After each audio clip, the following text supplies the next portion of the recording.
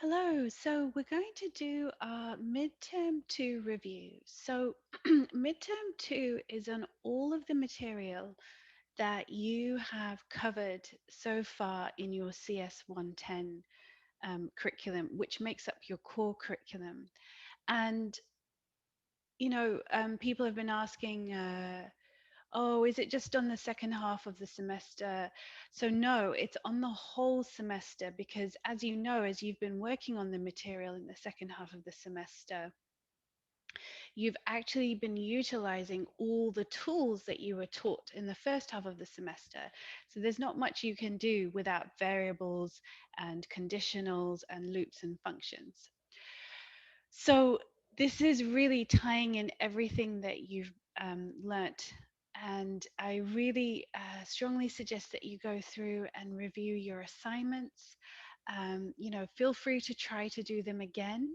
I'll also be going over some code and some old code that you've seen before and some new code in this review as well. So I strongly suggest that you pull it up and make sure that you understand it. Um, and then if you have any questions about things that you're not sure about, then come and talk to me in class or office hours. So just like before, in your midterm, there will be some notes provided to you. So I'm providing some of the notes that will be provided to you. So just like before, these notes, and then just some functions, for lists, for strings, for dictionaries and sets. So you still need to know what these things do, but at least you don't have to memorize, all of these functions by heart. And then also we have, just basic things about print and the end equals empty string and format and all of that. So you don't need to worry about memorizing those things. So that was in that first slide here. So you can see with the format and the end equals empty string. And then the review starts here. So just make sure that you know your basic foundation. So you know how to print with both plus and comma. You know how format works so that you can implement it using the notes and so forth. Obviously, you want to have your range really down. So range default starts at 0 if it's not otherwise specified. Otherwise, it goes to n+1. You can repeat messages in it. If you can have a start variable as well. And you can also have an incrementation or a decrementation value as well. So don't forget your range, very, very important, because you will be using loops in the midterm for sure. So here is the summary. Start defaults to 0 if omitted. Increment value defaults to 1 if omitted. Just make sure that you go over your input validation. So how to validate your menu options. You can use a Boolean flag like this again to exit out of your while loop, for example. And then really make sure that you're clear on your for loops by item and by index. So let's go over those and have a look at those again. So here we have a list and a for loop by item. So if we show the code lens for that, and this is on how to think like a computer scientist, and this is all in your notes from before. So all of these slides are from your slides from different lectures. Okay, so if we have a look at this one, so we have this list fruits, which looks like that. And then a fruit is going to be the target variable, and it's going to get the value of the list in each iteration. So the first iteration, it's going to have the value apple, then the value orange, then the value banana, and so forth. So when you have a for loop by item, you're getting the value of each item in the list. And then if we look at the for loop by index, so we look at the code lens for this one. So here we have our same list again.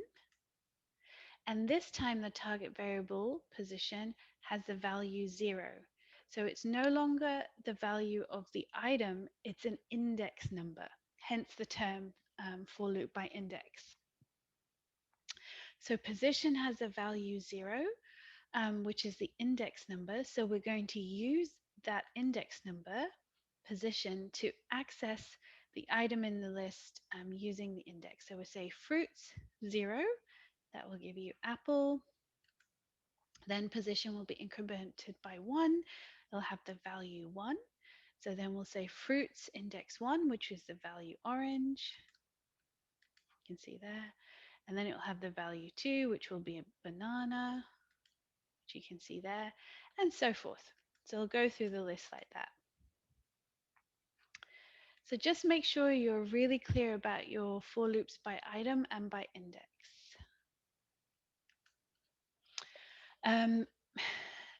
We talked about this before, so building a list from user input, and we've done this several times. So you start with an empty list, and then you can ask for input. You can use a while loop. So you can say, for example, while the input is an empty string, while it's not an empty string, append whatever the user enters to the list, and then ask for a new item. We can also loop through the list. So we can have a while loop or a for loop, just like we looked at before. So the while loop, you have to create your own index and you have to increment your own index, as you know. And then we have list accumulators. So for example, we start with our empty string. We can append. We can use append to add, whatever the value is to the list. Or we could say, the list equals list concatenate with another list here. This is a list with just one element. So you can do either way. Either way is fine. This is quite similar to what we just looked at. So the thing that I want to review with you is what you did for lab 4 with smaller n.pi. This was actually a previous midterm question. So let's revisit it and look at it together. So in a Python program, smaller n.pi, write a function smaller than n list, and it takes an input list and n, so it accepts two arguments. One is a list, one is an integer. Assume that the list contains numbers. The function should return a list of all the numbers in the input list that are less than the number n. So here, this is a value returning function that the question is asking for. The program should have a main function that initializes, and here it says it's fine to hard code, no user input required, the list of numbers that you come up with. 10 also should do, and the number n. You should display the original list and the number n, then display the list of numbers smaller than n by calling that function you just wrote and displaying the returned results like so. So let's go and have a look at it. This is all something that you've done, and the solutions are up on the announcements as well. So here we have our function smaller than n list. It takes an input list and n. So what we're doing here is we're starting with an empty list, and then we're using a for loop by value, but it would have been fine here to use a for loop by index as well. And if you want, as part of your practice, whenever you have seen in your assignments you've written a for loop by item or for loop by index, try doing it the other way around and see if you can do it. So we say if that value is less than n, we're going to append that value to this new list, smaller list that started off empty. And then finally, we're going to go ahead and return smaller list. In this case, we're not doing anything if the value is greater than n. Maybe in a different question, you'd do something else if it was greater than n, but here we're not doing that. So we're returning that. And then in our main, here's our hard-coded number and number list. We're printing the number, we're printing the list, and then we're calling our value returning function. We're assigning it to a variable, which is very important. And then we're saying list of numbers that are smaller than this number. And then we're printing our list that was returned from the function. So just make sure that this is really straightforward for you and that you have no problem understanding or be able to write a function like that one. So then let's have a look at files. So, with reading data from a file, one of the things that we've done is we've used a for loop, and we've said, for line in my file, and then you can do something with line. Obviously, you want to open your file with your R and close your file. So this is where we're reading in line by line. Um, Obviously, you don't want to do read line when you're using a for loop. This is reserved for your while loops. So when you've got a while loop, then you want to say read line first. And as long as it's not an empty string, you can do something with it and then call read line again. And the nice thing about read line is that when it gets to the end of the file, it will get an empty string, and that's how you actually exit out of your while loop. So at the end of the file, you'll get an empty string. This readline function you do not need if you're using a for loop. So just highlighting that again. We also have read lines, which reads the contents of the whole file into a list, including all of your \n. So we've seen this when we opened up cities.txt and we said cities equals infile.readlines, and cities is a list. And then you can do something with your list cities. So we can iterate through our list cities. So for example, we've seen our while loop where we've iterated through the list cities, and we've gone through each item in the list, using the index number, and we've gone ahead and done an R strip with the \n. And then we've incremented our index until we get to the last index in our list. And then writing from a list to file. So I'm including method 2 here. So the other one, had a problem. So it was all on one line. So it is quite straightforward to be able to iterate through a list and then write each item to your file using write. So this is pretty straightforward and something you've done a lot. And then we get to strings. So working with strings. Okay, so we have our string slicing. That's all straightforward. Remember that with slicing, the last index given here is end plus 1. But the important thing here with strings is really this looping through the string. So I'm going to come back to that in a moment with an example. And we can do that with our string accumulator. So if you remember, we did this with truth cannot wait. So we actually copied one string to another, and then I asked you to reverse it. So make sure you know how to do that. If not, please go back and revisit the reversing. But the thing that I actually wanted to review with you was something that came up in one of your quizzes. So let's read through this one together and step through this one together. So you want to create your own function for strings called add e after every character. And it takes in a string as an argument. And it adds an e after each character. Now remember, with strings, you can think of them a little bit, not completely, but a little bit like a list of characters. So when you see something like this with a string, like for ch in string 1, think of string 1 as like a list of characters. So when you have a for loop by item, as you have here, each item, so each time the target variable is going to be the next character in your string.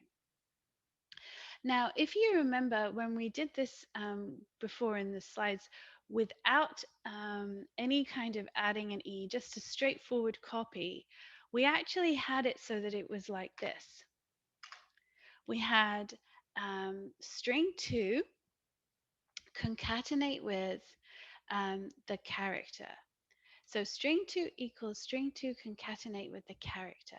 So what this was doing was each time it was taking whatever was already in string 2, which started off as an empty string, and it was adding the first, second, third, fourth, etc., every character of string 1. Now, this function in the quiz was asking you to do this with an additional twist, which was to add this E onto the end. So let's actually go ahead and actually, if I pull this up here, first of all, you can see it here in this function like this. But I would like to go and put this into Python Tutor Visualize. So let's do that here.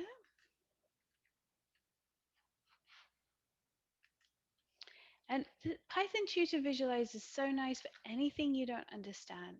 So if you're struggling, like, how is this thing working? I'm not sure. Don't hesitate to put it into Python Tutor Visualize. It's a really, really great tool. So let's step through this one. So we have the function, and then we're calling the function with the string truth cannot wait. Okay. All right. So here's our string 1, truth cannot wait. And here's our string 2, which is an empty string. And then we're going to enter into string 1. So ch is going to have the value t because that is the first character in string 1. Then we're going to say string 2 equals string 2 concatenate with ch, which is t.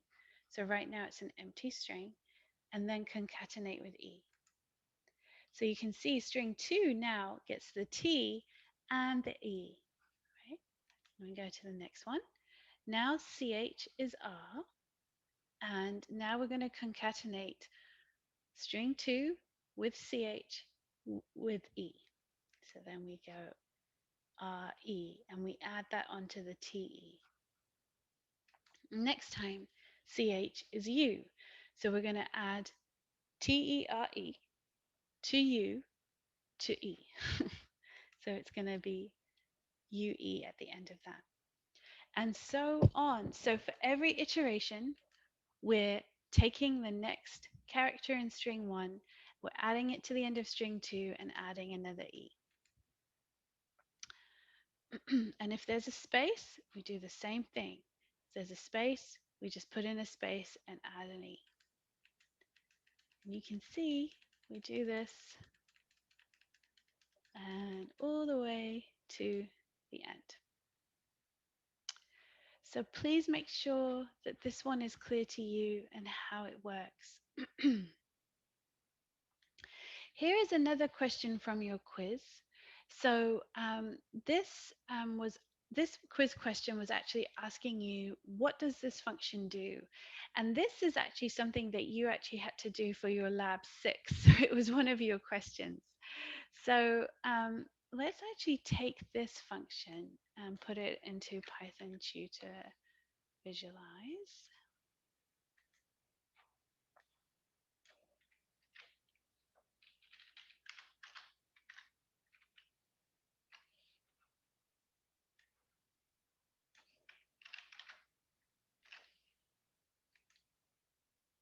Okay. So here we have some function. We have the string. It's called testing1's. Char1 is E, char2 is Z. And we have output string, which is an empty string. And then we're going to iterate through string, which is testing1's. So the first character in string is T. So C is equal to T.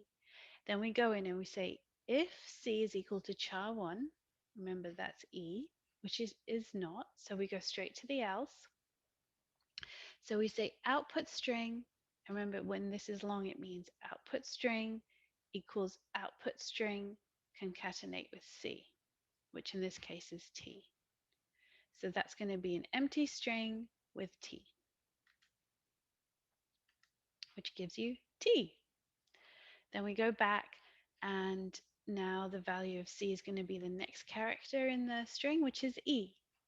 And then we say if this character is equal to char1, which is E. So here it is. So C is equal to char1. Then we're going to say output string equals output string plus char2. So remember, char2 is the Z. So then we're going to say TZ instead of TE. So you can see the pattern here is that the E's are going to be replaced by the Z's. And then we just keep going. So as long as it's not an E, it'll be fine. And then when we hit an E, again, it'll be replaced by the Z because this will be true.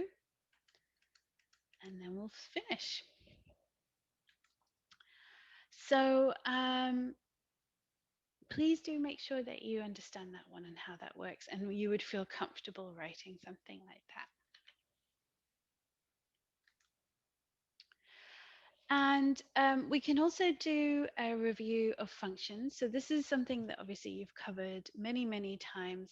This is something we looked at together when we were doing our review for midterm 1, was this function test scores. So I won't go too in depth because we've done this before, but just to recap and a reminder. So we have two functions here. We have calc average, which takes in 5 grades, and then it returns the mean of those grades. And then we have a function here, determine grade, which uses your conditional. So if the score is greater than 90, it will return an A. I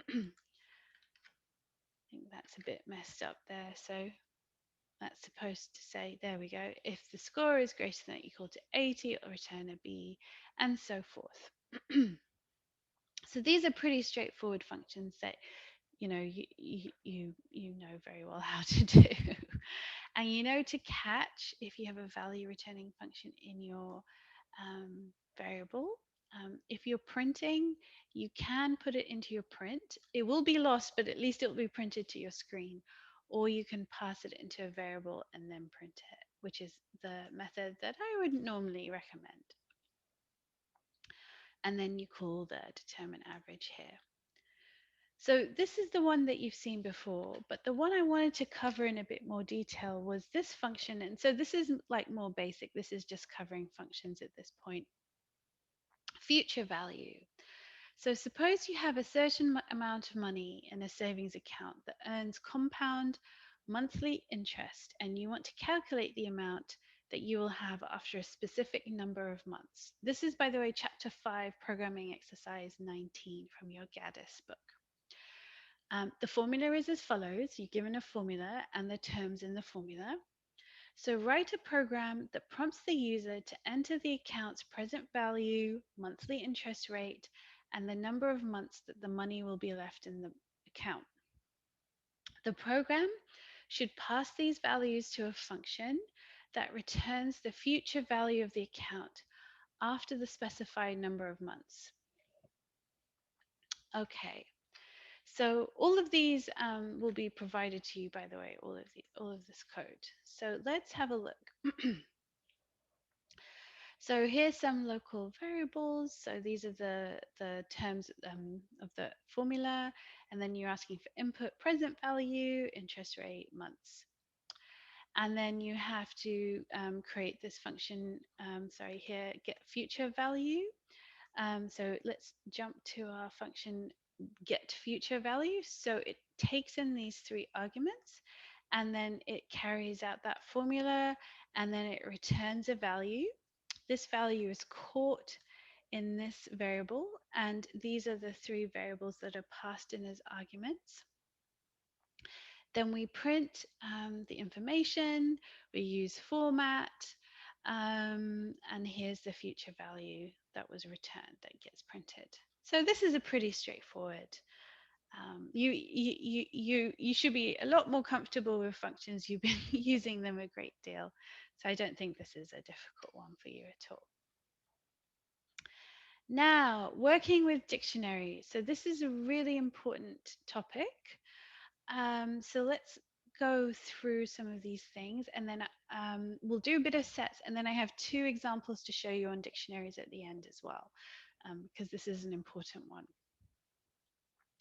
So remember, there's different ways you can get find items in your dictionary. Remember, you have your key value pairs. So you can say, the name of your dictionary dot get, and you can ask for the key or say alt. Um, Important for the looping through your dictionary. So the target variable is the key, not the value. So you can print or access the key, and you can access the value with your dictionary name and your key. So let's look at some of the things that we did with dictionaries in your quizzes. So this is one of the questions from your quiz. So you have a dictionary spam, and it's saying which one of these would work. So saying something in something.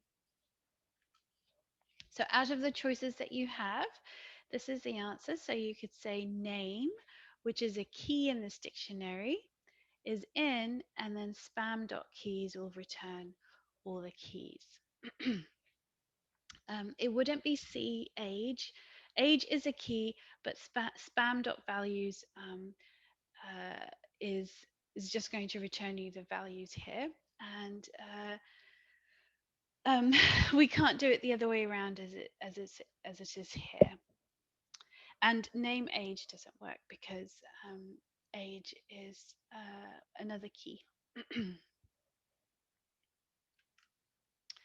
Then we have this question: what is the result of executing the following piece of code? So hopefully this was very straightforward. So you have K, which is your key. So first you're printing the key, which is Alice, for this key value pair, and then you print the value, which is April 1st, and then you iterate through, and then you get the next key, which is Bob, and then you print December 12th, and so forth. So hopefully that was very straightforward. And then this question: complete the following piece of code such the value of the oranges key is increased by 10. Obviously, there's no hard coding here. So to get the value of oranges, we're going to have to use the key oranges. So this is our dictionary, this is our key. So we're saying the new value is going to be whatever the old value was plus 10. Now we're going to come back to dictionaries, but with some examples at the end, but I'll just go through sets as well. So remember, looping through the sets, your item is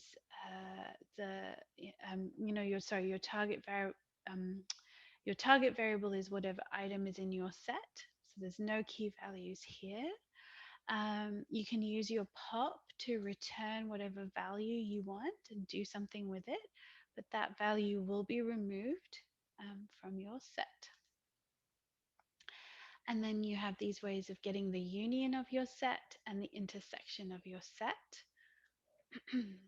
And also to check for your subset and your superset. Right? So if we look at our quiz, um, this is one of the questions in your quiz. So what is printed by the following piece of code? So here we're looking at the intersection, i.e. the names that are in both sets. So we have Jorge, and we have Fred, and we have Sue that are in both sets here and here. And then if we're asking for the union, then we're going to get all of the items in the set, but just no duplicates, because remember, sets can't have duplicates. It's a very important part of that.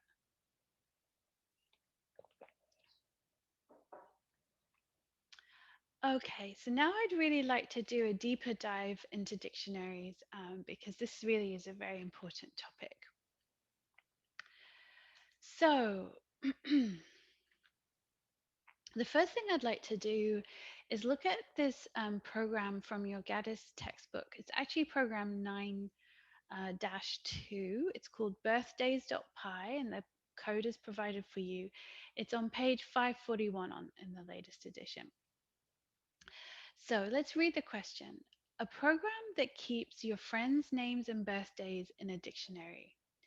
Each entry in the dictionary uses a friend's name as the key and that friend's birthday as the value. You can use the program to look up your friends' birthdays by entering their names. And the program displays a menu that allows the user to make one of the following choices. Look up a birthday, add a new birthday, change a birthday, delete a birthday, and quit the program. So let's have a look at this program. So here we have some global constant variables. So lookup, add, change, delete, quit. We have a main. We start with an empty dictionary called birthdays. And our choice is starting with 0. And then we say, as long as it's not quit, which is 5, then we're going to keep going round and round. So it says choice, menu, get choice. So these are just the choices, makes it nice and easy. And then we're going to process the choice. So let's have a look. So if the choice is equal to look up, then we're going to call the method lookup and we're going to pass in the dictionary birthdays. If it's add, we're going to call the method add and pass in the dictionary birthdays and so forth. So let's go through and look at each of these methods. So I think a nice one to look at first would be add. So the add function adds a new entry into the birthdays dictionary. So here's the function add. It takes in this birthdays dictionary. Then inside of the function, it asks for the user's name that they want to enter and the birthday they want to enter. Then it checks if it's not already in the dictionary. So if it's not in the dictionary, then we're going to get the birthdays and then the name. So here that's going to be our key and we're going to assign this value. It's, you could also do this with update if you wanted to, but in this case, it's using this method. So remember there's two methods for adding things to a dictionary, and this is one of them. If it is already there, it will just say that entry already exists. Remember that the keys are unique. So you might be, say, trying to enter a birthday for two of your friends called Sam. It's not going to count for that. And we're not too bothered about that either at this point. So don't worry about that case. Now let's go ahead and look at the lookup choice. So let's look at lookup. So we get the dictionary passed in as a birthday. So we say get a name to look up. So we say, enter a name. And then here we're using the get. So we're saying birthdays.get, and then we're asking for the name as the key.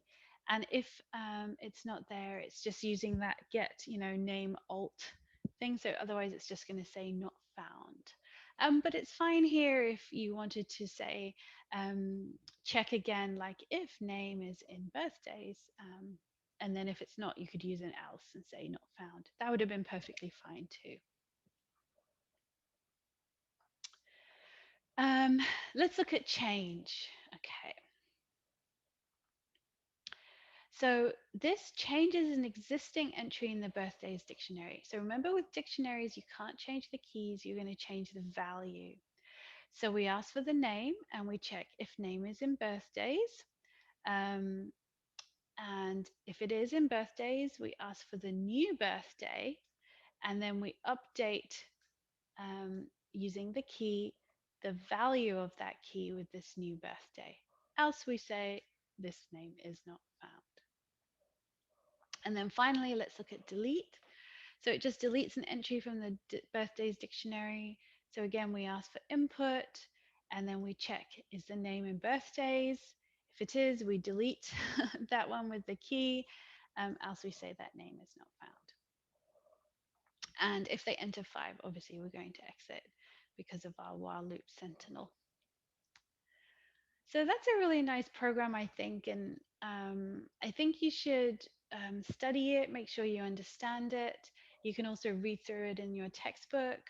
I think it's a really nice one to know. Now, This last one is a bit more tricky. So this is chapter 9, programming exercise 7. It's called world series.py. I'll be obviously putting this on it with everything else along with the text file. So World Series champions. The file World Series winners.txt contains a chronological list of the World Series winning teams from 1903 through 2009. Um, and there was some years that the World Series was not played in, like 1904 and 1994. Write a program that lets the user enter the name of a team, then display the number of times that team has won the World Series in the time period from 1903 to 2009. Um, the program actually is a bit more involved than this, so don't worry, we'll go into it. So, oh, and there's a tip, you can read the text file into a list. When the user enters the name of the team, the program should step through the list, counting the number of times the selected team appears. So we're going to have a look at this together. So first of all, here's your text file. So here's, 1903 Boston Americans, then, 1904 there was no one, then New York Giants, going all the way through to 2009. So then let's look at the code. Okay. So some of this isn't super, super important, but the parts that I'm going to really emphasize is the dictionary parts. So we have a base year here, 1903. And then in our main, the thing that's important here is we have two dictionaries. So I want you to be able to be comfortable working with two dictionaries. Remember in project 2, you had two dictionaries. And here is another example of two dictionaries. So here you have a dictionary where the year is a key and the team is a value. And here you have a dictionary where the team is the key and the number of wins is the value. So I want you to be able to handle dictionaries that have different keys and work together with them. It reads in World Series.txt using Readlines. So it reads it into a list. So winners is a list, remember? Then we iterate through the list winners, and then we take off the new line. So that was going to be team. So on each iteration, team is going to be one of these teams that we saw in our text file here. This calculation, don't worry too much about. This is just figuring out the base year. We're skipping these years that it didn't happen. So basically, it's going to tell you which year it is at the end. And then using that, it's going to use the year, the string value of the year, as the key. And it's going to add the team to your dictionary. So using that year, it's going to add the team to the dictionary. Now, so this is using year dictionary. Now it's going to use the second dictionary, count dictionary. So it's going to say, if this team, so remember team was a value in this dictionary, but it is the key in this dictionary. So that's really important. It was a value here, but it's the key here. So we have the value here and we set it as a value in this dictionary. Now for this dictionary, we're going to use it as a key, right? And we're going to say, if it's already in this dictionary, just increment the number of wins by 1. But if it's not in this dictionary, this is the first time we're reading in this team from the file. So just set the number of wins to 1. Okay, so this whole part in this for loop is building your dictionary. So it's going through all of these teams in your text file, and when it sees one of these teams, it's registering the year and the team in the first dictionary, and in the second dictionary, it's counting the number of wins. So every time it sees it, it increments the win by 1. And if it sees it for the first time, it's setting the win to 1. Then we ask for user input and we say, enter some year. And then we say, if it was one of these years, there was no World Series. Um, if it was some other year that isn't in this list, it's not included. That's not very exciting. Let's look at the else.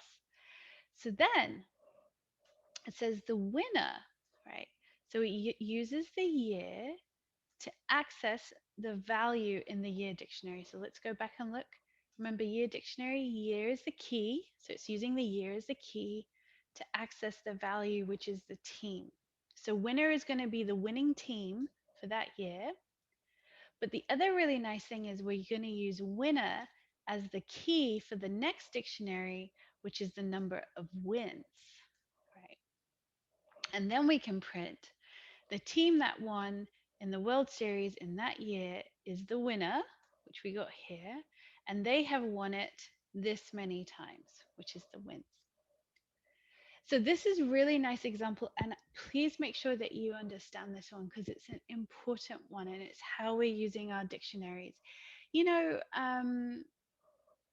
we did even back in class 13 when you were working with simple dictionaries, you had to use one of the values as a key in another dictionary. I had you do that, and this is just a little bit more of a complex example of that. So just make sure you understand that. And as always, let me know if you have any questions. I'm very happy to go through any of these with you. All right, so we will leave it here for now. Best of luck with your review.